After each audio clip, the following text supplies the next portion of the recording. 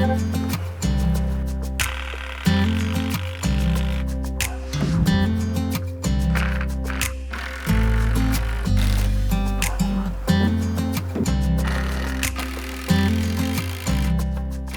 guys, so I've been out here drilling what feels like for days in this freaking heat, and what I'm trying to do is attach these concrete bolts down into the concrete so that I have, you know, an attachment for this run so it's not going all over the place. I figured it'd be a good idea to attach it down to the concrete that I have under there. And I've had pretty good luck sometimes just grabbing a concrete bit and drilling away at it, kind of hammering down what you can, but I am not getting anywhere with this thing. So a regular drill doesn't hammer. Finally bit the bullet and bought one of these things to see if this will do a better job at drilling these holes.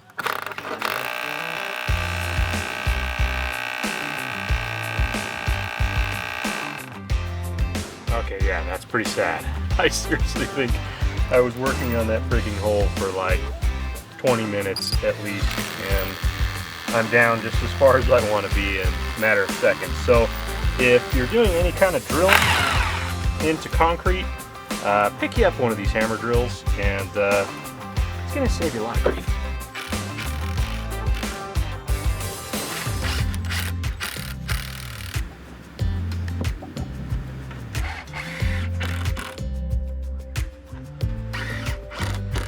Okay, so I went ahead and added the siding to match the hen house and to stabilize this. Putting these extra pieces of paneling in here on these 2x4s really strengthen up the top of the run here, and then I went ahead and added these braces in the center and these two here, and that really added a lot of strength. And then when I go ahead and add the roofing to it, it'll help stabilize it as well.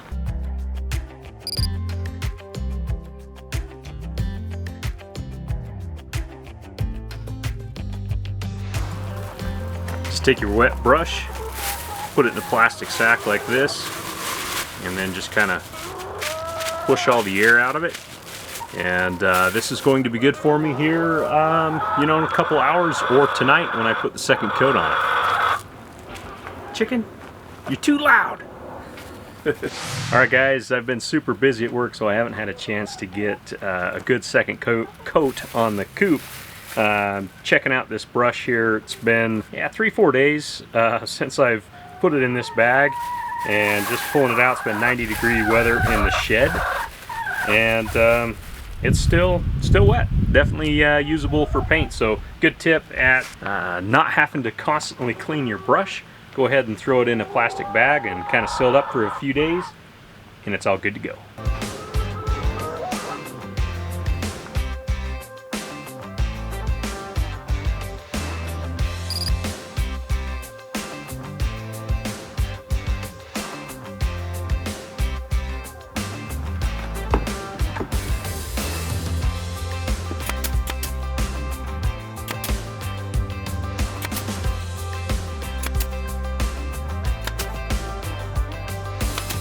Now it's time to build the access door for the run. For extra strength, I used heavy-duty lag screws on all 4 corners of the door. I then added corner braces to keep the corners from flexing. I used black exterior door hinges with black screws that I picked up from the Home Depot.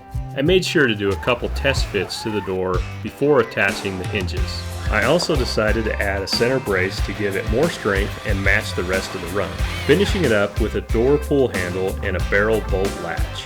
I also added a door for the chickens to get in and out of the run while they're free ranging. I'm starting to get worried that I'm going over budget.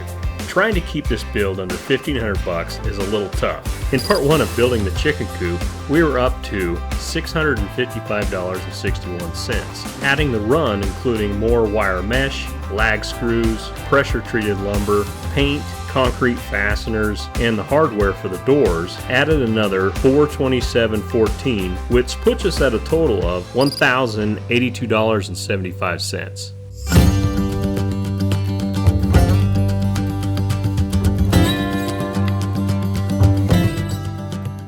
Alright guys, so now it's time to put the support beams up for the roof decking, and you've got to cut these on an angle, and I just want to show you guys real quick how I do this. There's lots of different methods to doing it. What I like to do is take a test board that is just a scrap piece of wood and keep cutting the angle until I've got it perfect. And what I can do is I can put this up against that board right there, and that allows me to kind of determine right where the angle's at. Now I've got my test board up here, and you can see I've got it pushed up against this edge. I'm comparing it to the angle of the roof of the hen house, and I can see that I'm spot on. So now I can leave the miter saw at that angle and get a perfect cut. Okay, so once you know right where your cut needs to be, I like to take the edge that you cut off and use that to square up against the edge so that you can trace a nice line. It helps you kind of visualize what the angle is to make sure you're doing it the right direction. You don't have it cut the wrong way and then end up having to waste a board.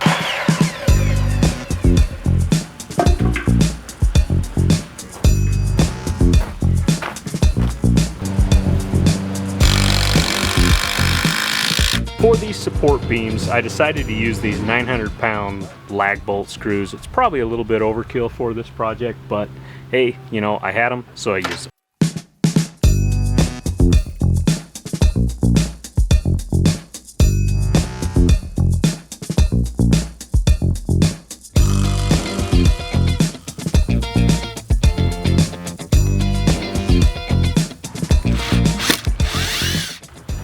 At the end of the run, I decided to add a 4x4 pressure treated board and attach that directly to the run, and then drill some holes through the board, through the concrete, so that I could pound down some rebar to help stabilize the run.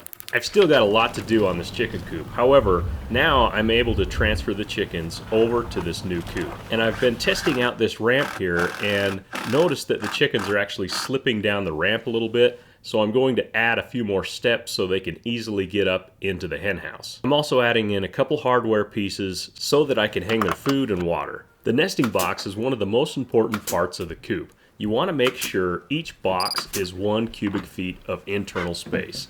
I decided to make mine with the floor a little bit angled towards the back, so the eggs have a tendency to roll a little bit more towards the back. To make it easy for us to grab the eggs, I built the access door on the back with a basic handle and some hinges. If you guys would like to get a little bit more information on how I built this nesting box, make sure you let me know in the comments below. I had some leftover laminate flooring that I lined the floor of the hen house with. I'm really glad I did this because it allows me to really easily be able to clean it out. To give the coop a really good look, I decided to pick up some exterior trim boards. These boards come pre-primed, and I went ahead and painted them before I installed them, and then used a level and some exterior grade wood glue and basically a couple different nail guns. I used a brad nailer and a finish nailer to install these boards. Now it's time to build an access door to the hen house so that you're able to get in and clean it out. I started by framing up this door with some redwood 1x1s, making sure that I had it really square with a couple different squares on the corners, and then just attaching it all together with exterior grade screws. And then I used the exterior paneling for the main surface of the door. Before I completely finished the door, I went ahead and did a couple test fits to make sure everything was going to fit. I used exterior grade wood glue and attached trim pieces around the door as well to match the rest of the coop. Then attached all the hardware and installed it on the coop.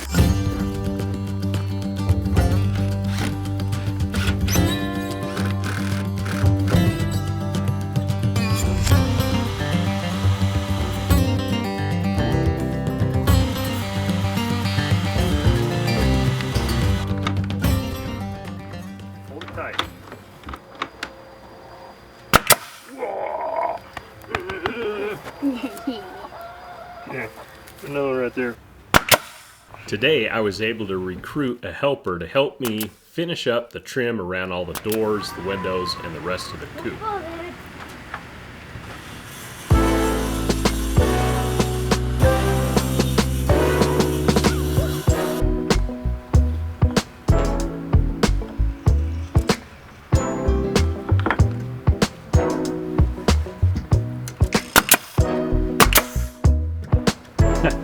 What was that, son? When music plays, it's out of ice cream. Oh, so that means we can't go to the ice cream truck? Well, this one, the window's gonna come down.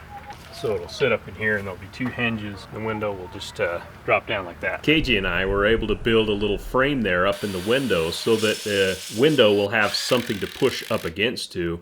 And then we went ahead and built some frames, squaring them up and attaching them together with some screws so that we can put plexiglass on the back of these little frames. I then cut the plexiglass down to size and attached it to my wooden frames. If you guys are interested in how to cut plexiglass, I've got a video that shows you guys how to do it either with a jigsaw or a circular saw in the links below. What do you have to say? Smokey is the best dog. He is pretty cute. And it smells mean. It's plexiglass. Have a good night. See you tomorrow.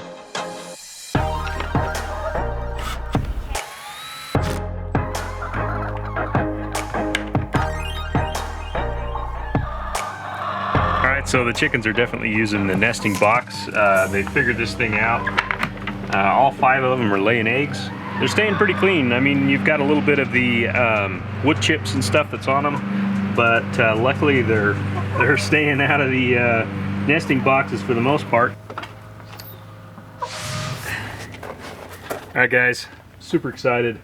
This project has taken me way longer than I expected. I'm just about ready to get started on the roofing, and I'm putting on this self-adhered roofing underlayment and then going to get started on the metal roofing.